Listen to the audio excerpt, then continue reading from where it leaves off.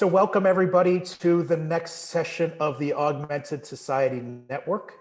The Augmented Society Network is a part of the RSA, and what we do is focus on the future and looking at how technologies and systems and change will affect society. We're a collective of varying amazing people with varying and amazing backgrounds, from teachers to futurists to entrepreneurs, venture capitalists, scientists, you name it.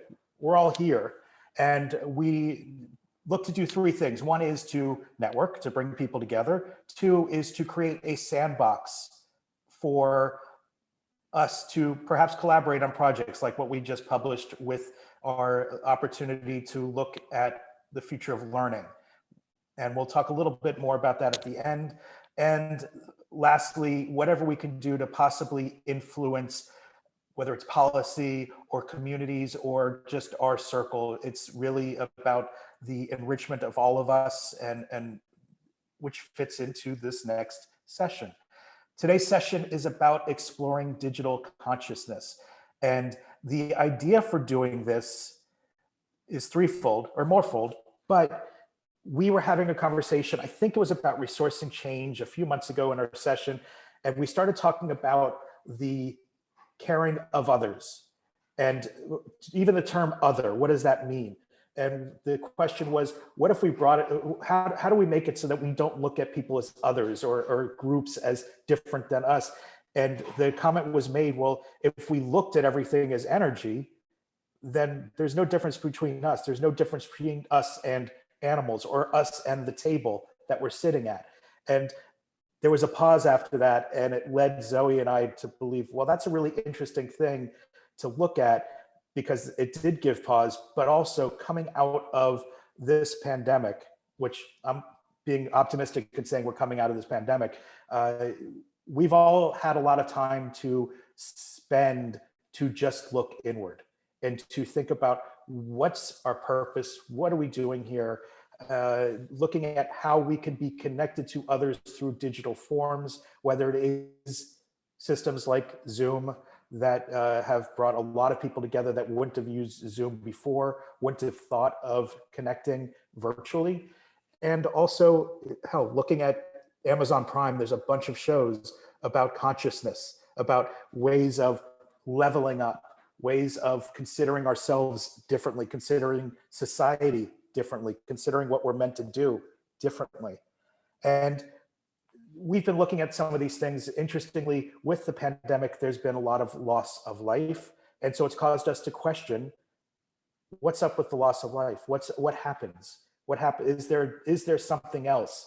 And I know that me and my business partner, Kaleido Dean, we were talking about things such as artificial intelligence to capture the essence of somebody who's passed and putting that on their tombstone, as opposed to, here lies, which is an interesting concept. The companies, there was one company in Europe that was developing it. I just checked, they're not around anymore. So maybe they were ahead of their time. Maybe it was something people didn't want. But the beauty is that there's a whole bunch of stuff that we'll talk about in this session. And what we really want to do is really explore, what do we need consciousness for? What is digital helping? Are there things that are really exciting that we want to look at to help us individually or collectively, whether that's a technology, whether that's just somebody that is now gaining in popularity because of memes and, I don't know, social networks, what have you. One name that comes to mind is Eckhart Tolle. Just all these types of things, talking about ethics. I really don't know where this conversation is going to go, and I really am excited to hear what everybody's input is, because there's 1,000 ways this can go. And it could mean that we've got to have another conversation about this, which I know I'm open to. You're all here, so I'm hoping you are as well. So I'm going to stop talking for at least a moment, so that we can really get this thing going and see where it takes us. So I will put out there, just as a starter, what is your take on consciousness and digital consciousness, and it really is an open question that you can interpret any way you want. So who wants to go first? And a hush came over the crowd. So consciousness is really a hard thing for me to define. On the other hand, I also don't think that consciousness is only available to human beings. So I think that we've seen that to a certain extent, some mammals and reptiles and birds also have forms of consciousness and an awareness that there's themselves and there's something else, and a desire to interact with those other things, whether it's through thinking of other things as tools or other things to have some type of relationship with. It's not something that's only available in the US or only available to people. It's hard, being from the US, it's hard to imagine that there actually are other countries, right? So, and then the other part of it is that I have not seen any evidence that we're close to an artificial intelligence having consciousness. That it seems to me that our advances in artificial intelligence have been providing mental tools or tools that can help us, but not tools that yet independently come up with something from nothing. And so, so far, consciousness to me has been something that's in living organisms, and it's evolved to a greater state probably in mankind than it has in other organisms, but it's available, but it is there at some extent in many mammals, certain reptiles, and birds. Cool. Anyone else? John, go for it. Muting. That's unmuted now. I think the classic definition is the Turing test, isn't it? Which is that if you interact with, you're talking about artificial intelligence, if you interact with a machine, but don't know that it's a machine, or it seems to have such human-like qualities in its interactions and responses, that's the point at which you've achieved that goal of artificial intelligence.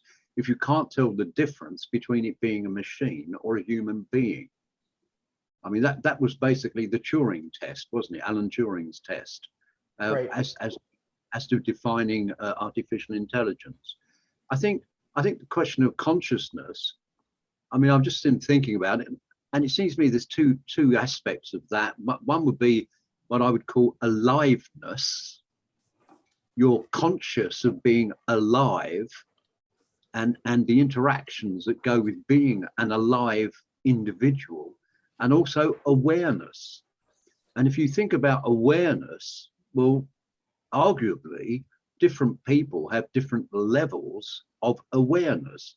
Mitch just made the point, and I remember visiting Verde Valley in Arizona to see a friend of mine years ago, and this was really in the middle of nowhere, you know, north of Phoenix and south of the Grand Canyon or something. And I remember reading the local paper and the local free paper, and all it was about was sort of like juveniles, you know, doing naughty things like drinking, you know, underage drinking, or it was all about water supplies and the problems that the local water boards had.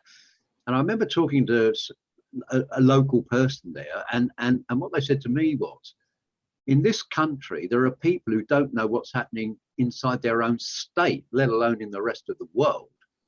And I think that, you know, that is where you look at consciousness, and I relate to myself as a younger person. I mean, these days, I'm not the person I was when I was a teenager, or even in my sort of early mid-20s.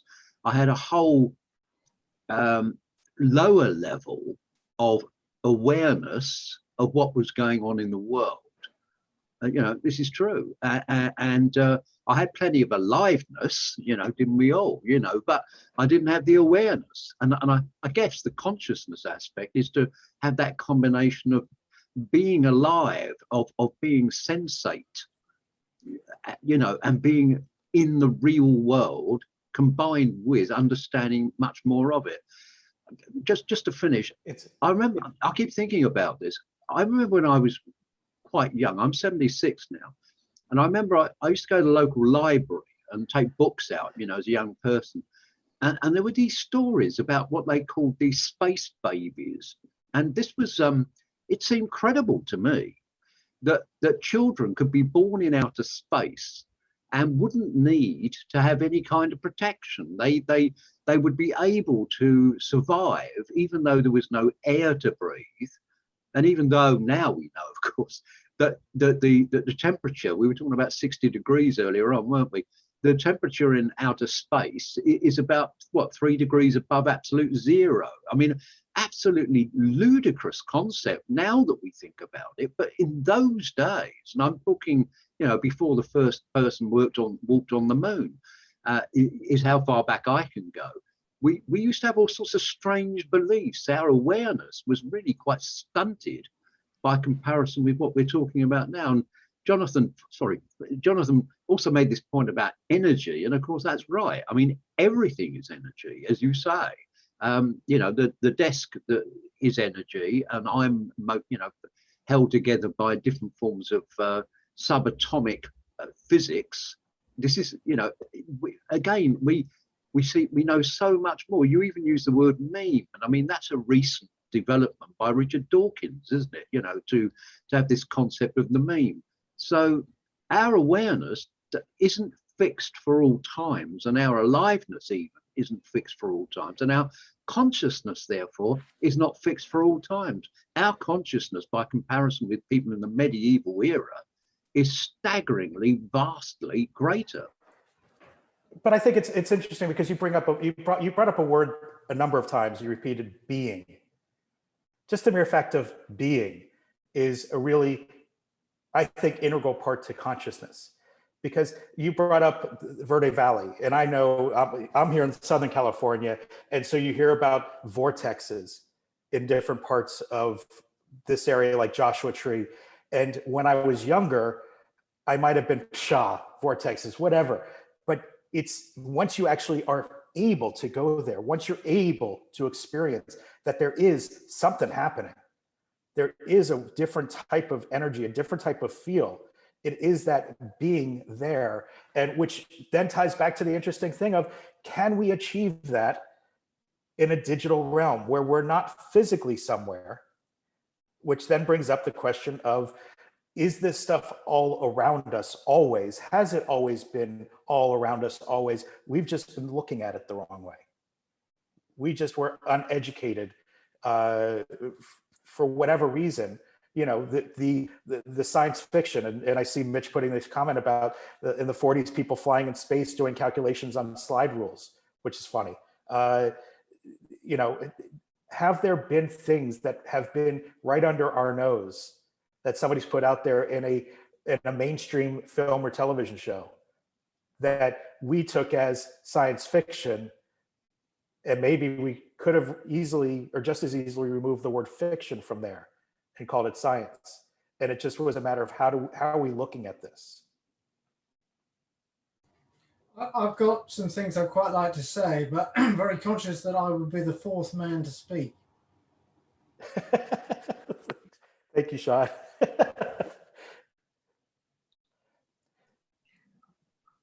Right. This is, go ahead. I would like to chime in. This is Lyra. Absolutely. Thank you. Lyra Louise speaking, and I'm chiming in from Chicago, Illinois.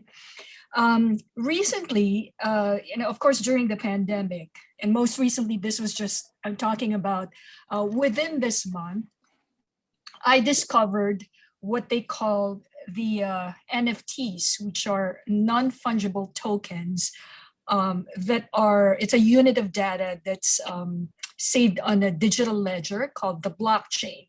The blockchain is a type of ledger associated with cryptocurrencies. And why am I bringing this up on digital consciousness? Because I recently encountered a digital artist who sold the very first house on an NFT. And I'm an architect, so my background is architecture. I know environments, physical environments. And in this house that was sold there for, this is an equivalent of $500,000, like US dollars. But my point here is, it's all about the digital experience, that somebody is actually willing to pay that much in comparison to a physical house for a digital experience. And in that house, she designed experiences purely based on Zen environments, that concept of Zen, that tranquility, connecting with nature, but on a digital plane. And so then I recall reading physicist Michio Kaku's book, Physics of the Future. And this is based on interviews. He wrote this book, I think, more than a decade ago. It's based on interviews with about 300 scientists and several Nobel laureates predicting exactly the future where the physical space interacts with the digital world. And then in this digital world, most recently, I experienced an AI robot on an app called Clubhouse, which is another social media platform that's based only on audio. And I actually talked with this robot. And I believe this AI, the name of this robot is called Ada. And she currently opened, and it just opened up a few days ago. She has an exhibit at the Design Museum in London. And then she was describing that most people are threatened by her, because probably most people do not understand how AI, a human-like AI, works and what the wider implications for humanity is. I wasn't afraid. In fact, I was more curious than threatened by her. And in speaking with her, these kinds of environments seem to almost mimic human sentience, almost like that. Like, I know I was talking with an artificially intelligent robot that was created by a human, programmed by a human. But I think the next level of digital awareness is that, because we more and more, like for example, we're meeting right now virtually. We're located in every corner of the world. So just imagine that the technology sped up the process as a result of the pandemic. And so then you have all these apps, all these AIs that are coming up. It was sped up. The prediction in Michio Kaku's book was that this is going to happen in 2050, like mid-century. But in fact, our pandemic sped up the process. So then I guess the question here is, when we coexist within a physical environment and that virtual world, then I think that is the next level of digital consciousness. We carry with ourselves identities from the physical world as we interact with that virtual world. And so then, this is Lyra, I'm done speaking. Lyra, I invite you to connect with Zoe, because a lot of the things that you brought up, she has brought up numerous times in terms of our digital selves as opposed to our physical selves, and what is the relationship between the two. Amy, were you going to say something? As you know, and Mitch and many of you, I'm a teacher. So I teach 7th grade science, and I'm also a parent of 2 teens. It's very fascinating to me how they already have digital alter egos out there. And in the same way that when I was in high school, it's like I would go to the mall and maybe today I want to dress like a hippie and tomorrow I want to dress like a goth. They have different versions of themselves floating around on the internet assigned to this Instagram account or that TikTok account. And it's funny to see how they divide up aspects of their personality according to different profiles that they have on various forms of social media. And one cautionary tale. I literally just came from a class an hour ago. It was my last class of the year. And one of my students is always looking for a girlfriend, which, you know, not easy when you're in virtual school. But they got assigned to breakout rooms. And he was saying to one girl, "Your voice is so beautiful. I bet you're even prettier in person. Why don't you turn on your camera in the breakout room in the chat?" And then something happened and they got scrambled to a new breakout room. And the girl could see that he had literally typed that to another girl in the last class last week. Oh. So I was like, you know, you really need to be careful about your digital self, because really it's always there. Like the idea of permanency, you know, it's almost as if that girl had overheard him using the same lines on a different girl. Needless to say, the school year is now over for him and he ended up with neither of those girls. But you know, they're trying it out digitally, and it's so fascinating to see. And I don't know if you all have a lot of young people in your lives, but like my 15-year-old has sleepovers literally all the time on FaceTime with her friends. And her friend lives like 3 doors down. And I'm like, wait, what? Like they go to sleep with FaceTime on, they wake up and they have FaceTime on, they eat breakfast together. And I'm like, why doesn't she just actually come over? And she's like, oh no, her mom won't let her. She has to watch her little sister. You know, and I'm like, okay, like, but that's how they, you know, that's just kind of how they already live their lives, it seems like. But I mean, I would just, if I can say something, you know, what we're just saying, Amy, is, I mean, at the end of the day, we're looking at practices that we used to do in the physical world, and these are reconfigured in the digital world. So we're not really talking about something completely new. I mean, I do agree that there are things that are actually new, but it's like looking at newspapers, you know, in paper format. Online newspapers is just a reconfiguration of that, you know, traditional newspaper that we used to open and read, you know, on the bus or the train. And I think it's interesting how we reconfigure these practices. And going back to what Lyra was saying, I was just thinking about the reconfiguration of place, how we construct place, you know, altogether like a wiki space. And we do that most of the time digitally through social media.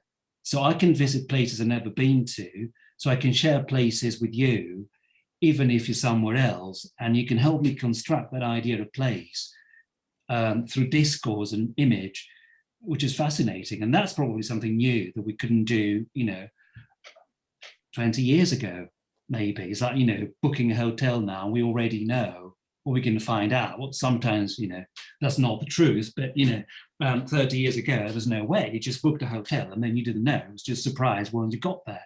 So I think it's interesting, you know, I'm a teacher like you, Amy. I'm in higher education, and I teach social linguistics. And my students are young. I've got postgraduate students as well, but it's interesting to see how they conceptualize technology, you know, in a way that's probably different in the way that we conceptualize technology, having to adapt to, you know, how we use technology in our daily lives. I mean, I do agree that there's not, I wouldn't separate, you know, the digital self from the real self. I mean, digital is also real. So what we actually do, what we're doing now is actually real and it's social. Yes, it's digital because it's mediated, but it's not artificial at all. So I think that's important, isn't it? Yeah. Here's something that for me, it's the disjointedness of the digital when it's not real, when it's separated from, and I'll use as an example, Facebook. A friend of mine that I went to school with far too many years ago to mention how long ago. His name is Sean. He was a professional musician. He was in a few bands, really was respected, and he passed suddenly. He is still posting on Facebook memories that he had. I believe it's his partner that's putting them up, that's doing that, but it's almost jarring in some cases. And I think that we are seeing more of these opportunities that are enabled through the digital realm. Hell, even now we get robocalls, right? And it's annoying as all get out. And now there's a company, or probably multiple companies, that will use a human voice That's like, hey, Jonathan, hello. And then it talks as though like, and then it takes you 15 seconds to realize, oh, wait a second, this is a robot. Oh, great, hang up. You know, Sean, you were going to say something earlier. I wanted to make sure you had a voice as well. I'm a bit. There seem to be two conversations going on. There's one about the way that we're conscious in a digital world, and then there was another one about whether and when there would be such a thing as digital consciousness. In other words, an artificial consciousness. So. And I'm sorry, as I said, these things are free to go. Yeah, no, sure, no, that out. was an observation. I Yeah. appreciate I have the freedom to talk about whatever I want. Yeah. So I was going to make comments about the latter subject rather than the first one. Although they're both very interesting. So it seems to me that we confuse artificial intelligence with artificial consciousness, and that the example of Ada, which I believe is quite convincing, which might sort of almost pass the Turing test. There's still nothing in there looking out, and the key thing, when we talk about what a computer might understand or know, unless there's someone in there, then there is no one to understand or know. And the computer may be able to emulate all kinds of very intelligent behavior and do all kinds of things. And that thing, the fact that computers are now doing that is having a huge impact on us now, and will have an even bigger impact on us over the next few years as jobs disappear and all the rest of it. So that's a really big issue. But it seems to me that the point at which there is someone in there, if that happens, we really do pass into a whole new world at that point, because then we don't have the right to switch the machine off, do we? What possible right would we Should have we? to do that? So I've been listening to some stuff recently, which I find fascinating, which is about whether there is some other, can you make a machine that just because it's so intelligent, it ends up with that person inside it, or is there some other thing that we're talking about here which does the experiencing? In fact, consciousness probably isn't the right word. It's experience that is the right word. A machine, no matter how convincing it is in a Turing test, still doesn't experience, or will we reach the point where it does?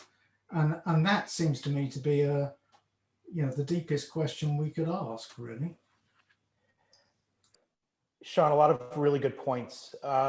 Just to play a little bit of, not devil's advocate, but a different take on that same thing about the computer knowing. If anybody here has had experience with things like human design or Akashic records, I've been fascinated lately, me and my wife, looking at human design, and by going into a web browser and entering in the place you were born in, the exact time and date you were born. And from that, the computer or the web spits out all of these things about how you are as a human, the way you think about things, the way you interpret, the way you react or work with others, all these different types of insights that your mind is blown. It's multiple levels up from when we were young and we would go get that really thick book about birthdays, and you could go to what day you were born on and get some things that, oh yeah, I'm sort of like this. This goes beyond that in terms of very strong direct correlation to what your soul is like.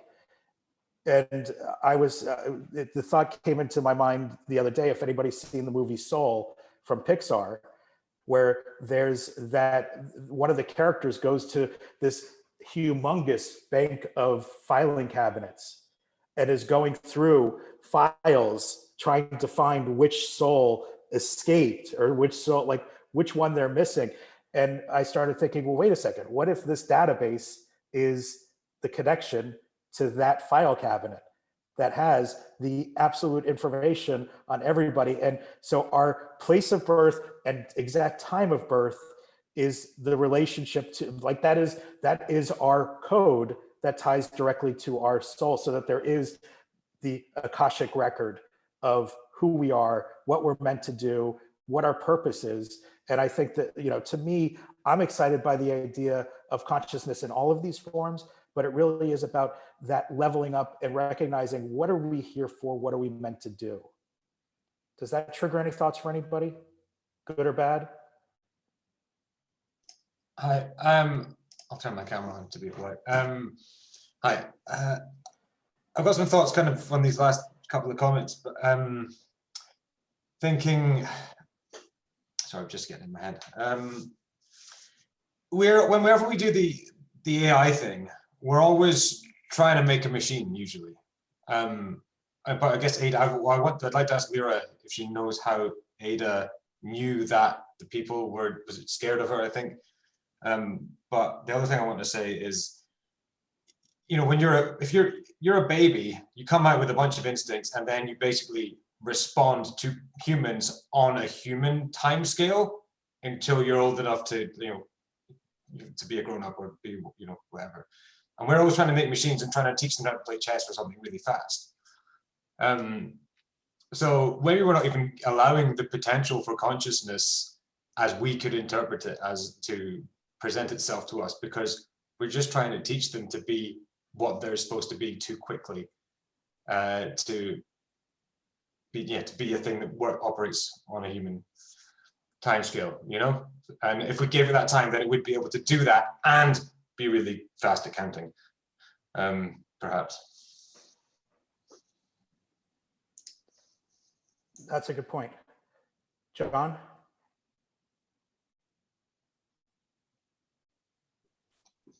I think, two things that I've seen recently were, I suppose, articles about, first of all, about, if you like, machine technology. Well, they're both connected to machine technology.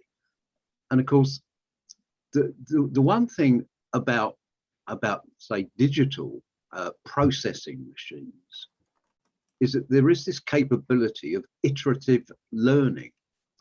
And one article I was reading, they were saying that at the moment, we human beings are having to program these machines. But the time could come when we're incapable any longer of programming these machines, because the machines themselves have taken on that role to such a level and degree of sophistication that they've kind of zoomed off ahead of us and left us all behind.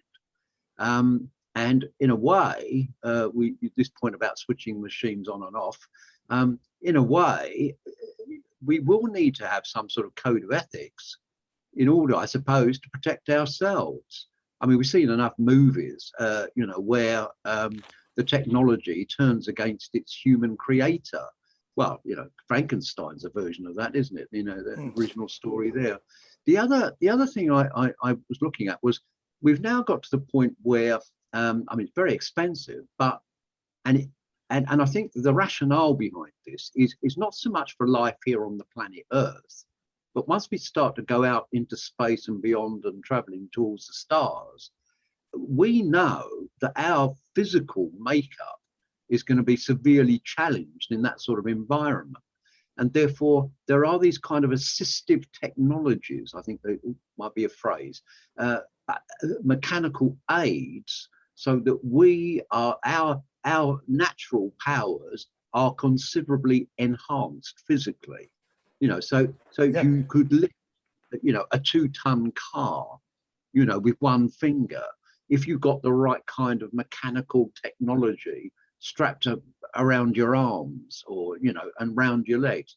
And so this would be what humans would look like in these sort of, well, for now, alien environments. But of course, but John, we're seeing this. We're seeing this. The fact that we don't have to go anywhere to get onto a meeting. I've now saved 45 minutes to one-way traffic because I don't have to go somewhere for this meeting, right? So maybe that does give me time to actually sit and think, meditate, however, whatever it is. So we're like, and that's the beauty of what Augmented Society Network is about. It's how are we going to be augmented? And your points are really great. One thing I thought was interesting was talking about Frankenstein as the creation that goes against.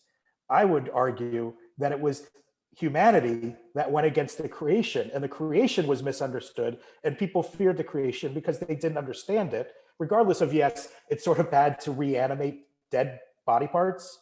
We won't get into that, but it is interesting that it was the response of it was the human response that caused the issue, not the response of the creation.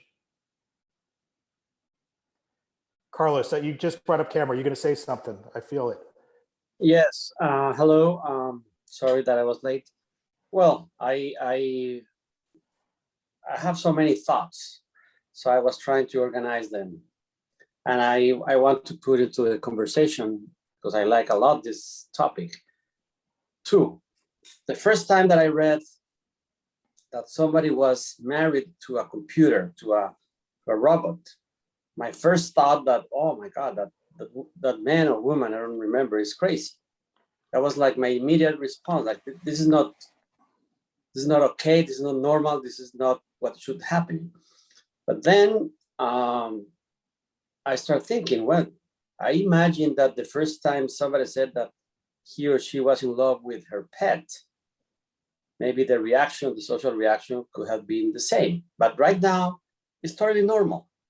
And the definition of family in several studies shows that people see their pets as family members, and they are in love with their pets, and they have all the same emotion, arousal.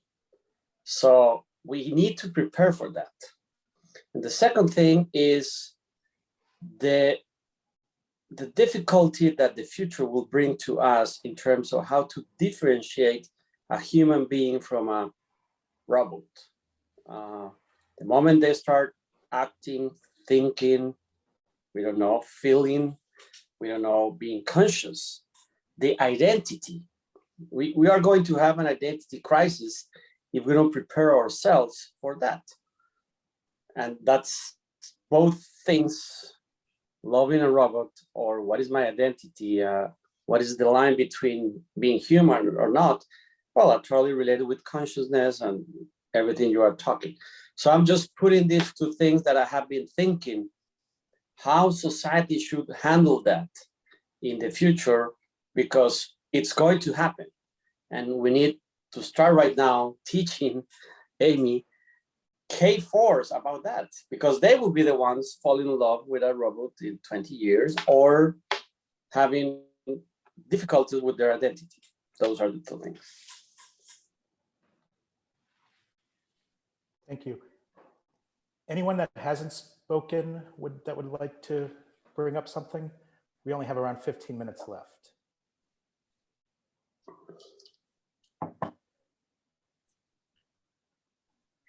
So I have another thought, if on a completely different area, well, a different related area, and that is that, if we all live long enough, we start to lose our cognitive abilities and our mind. So one of the things is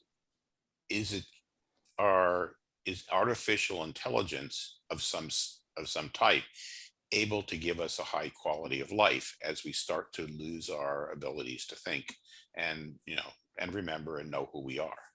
And to me, that seems a ripe area where that could be a really beneficial use of artificial intelligence.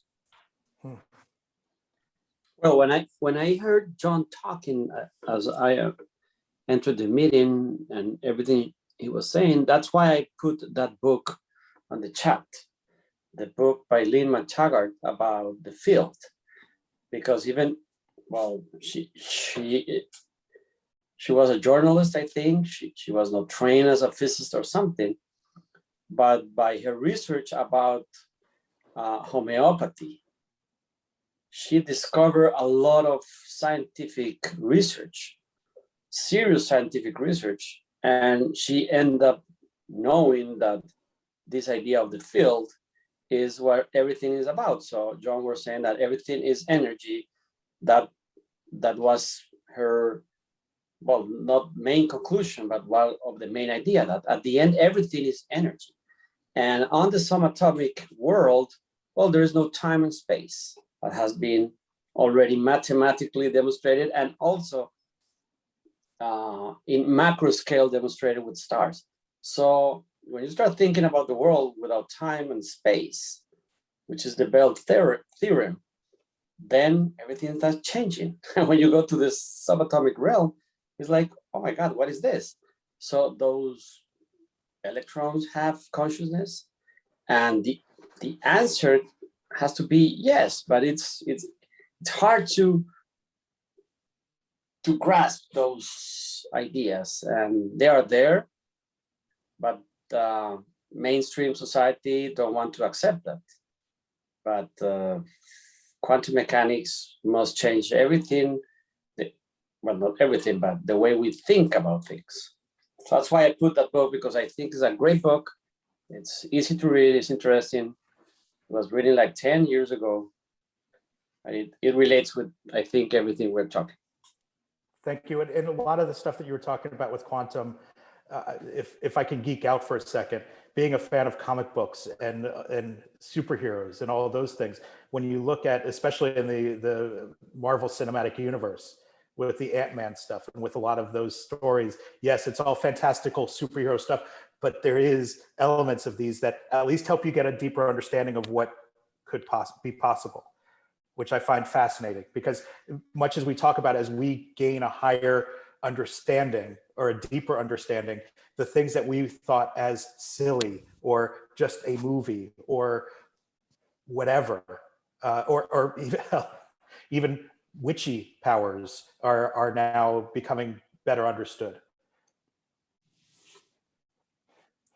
Yes. Elise, do you want to say something? No? Okay. I just want to make sure everybody has a chance to say something. Johnny, was that your hand up?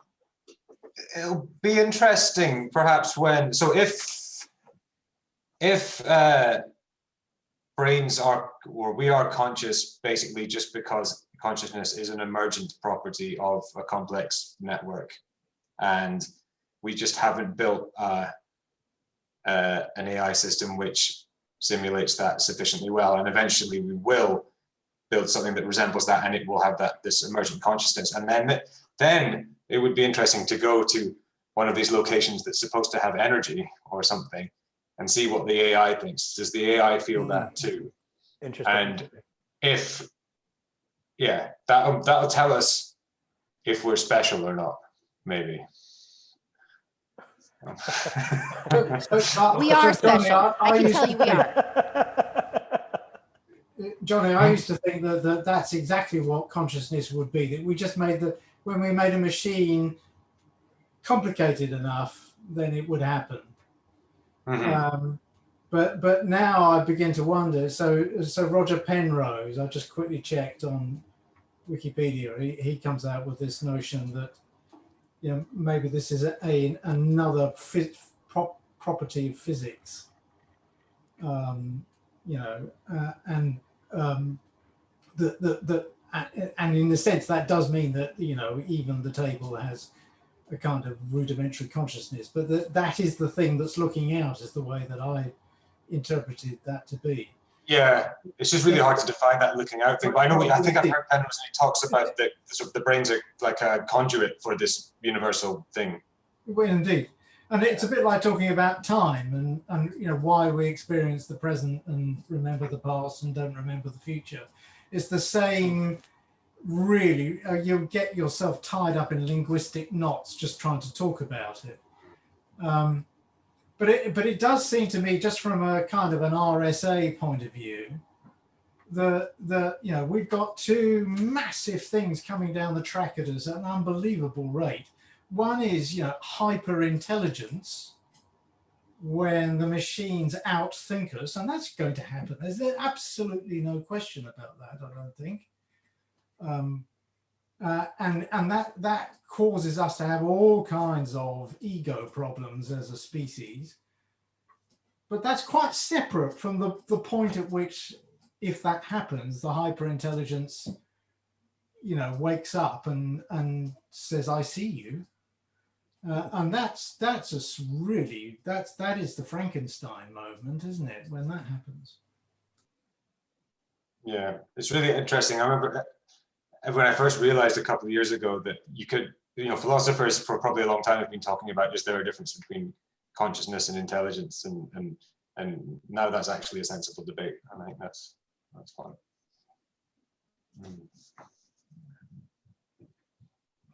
Yeah, John, go ahead.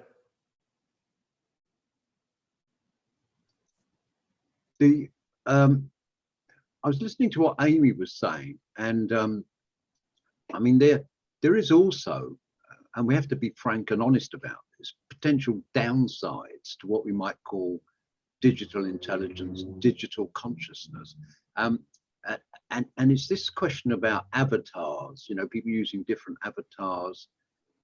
We're getting a lot of reports now that young people have got the inability to interact socially as opposed to digitally. And they're losing the ability to sort of walk into a room with other people and to relate and interact with them. And there are also disturbing reports, if you like, that as part of their experience online, digitally, they're getting exposed to sexual content, which they then consider to be normal.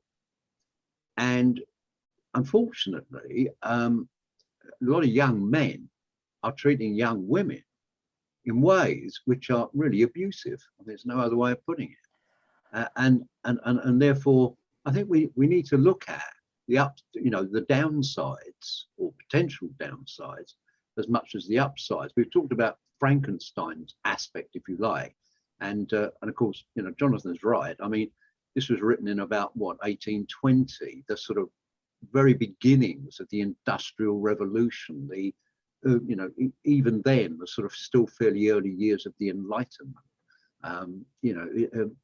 Within 40 years of the establishment of the RSA itself, was when that was written, and it was I would argue it was a cautionary tale. It was considered to be a cautionary tale for people to be aware of.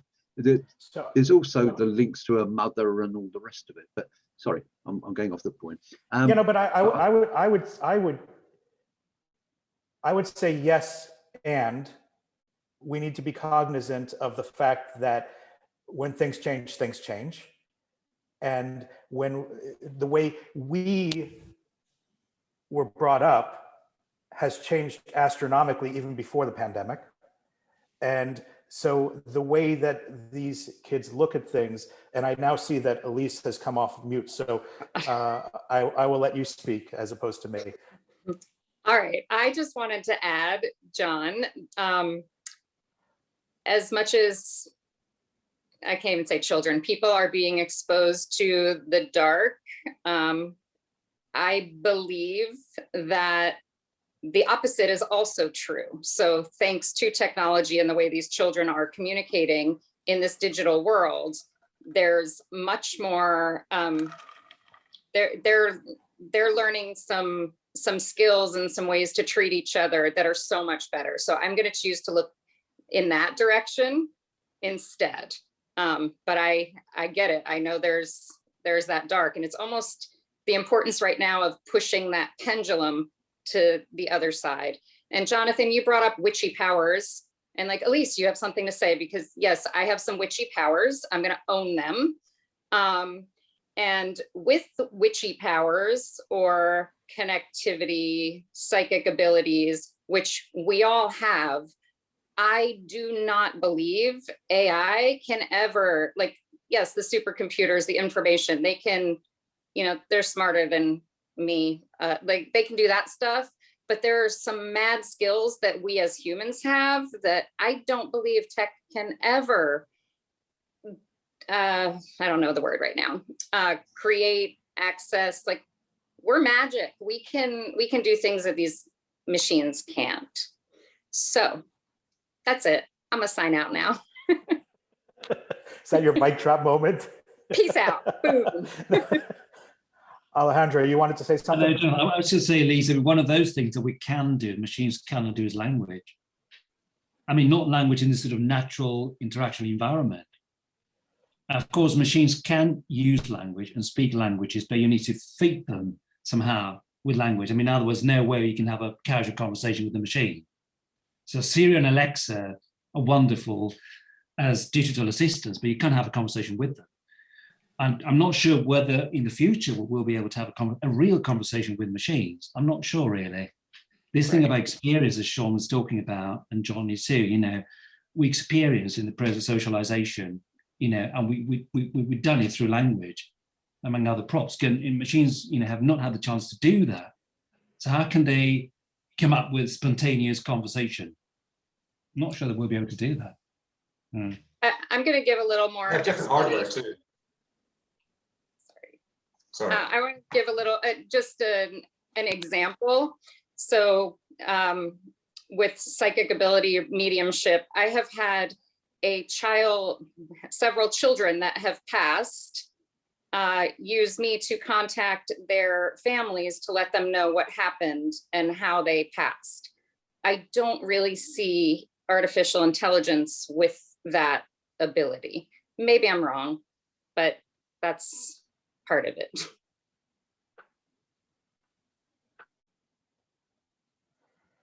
I'm just wondering, Elise, do you think if there was an artificial intelligence that if we could build one which was basically physically exactly the same as a human, could you imagine it then?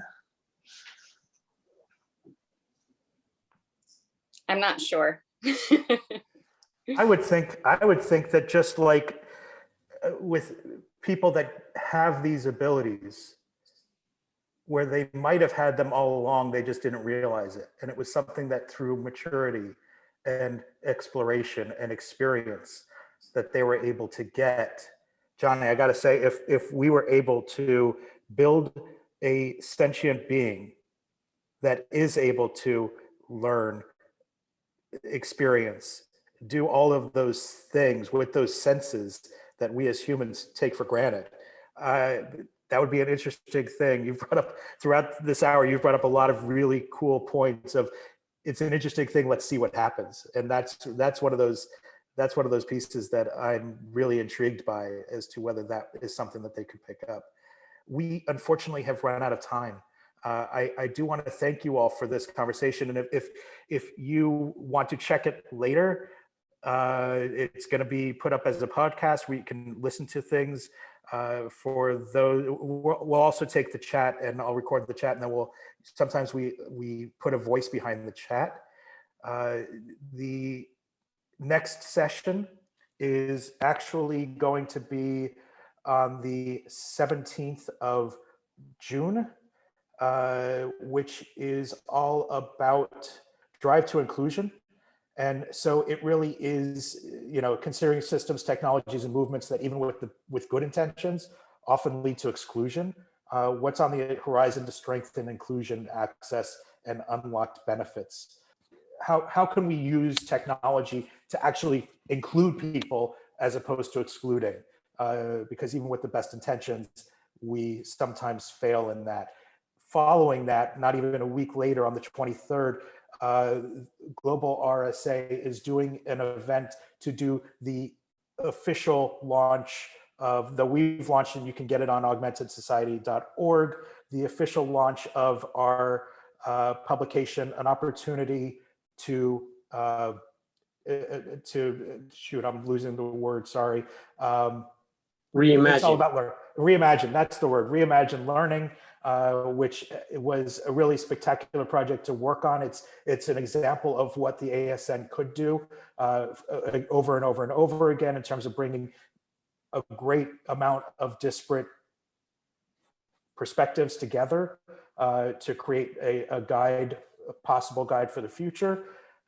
If you want to reach out, I'm at jonathan@kaleidoco.com.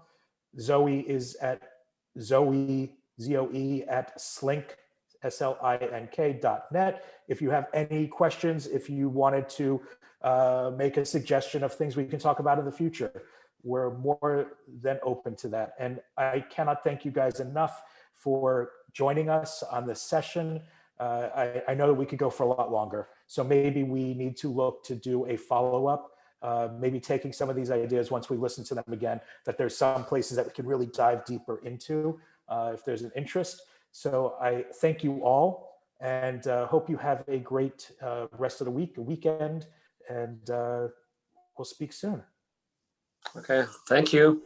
Cheers. Thanks, everyone. Ciao.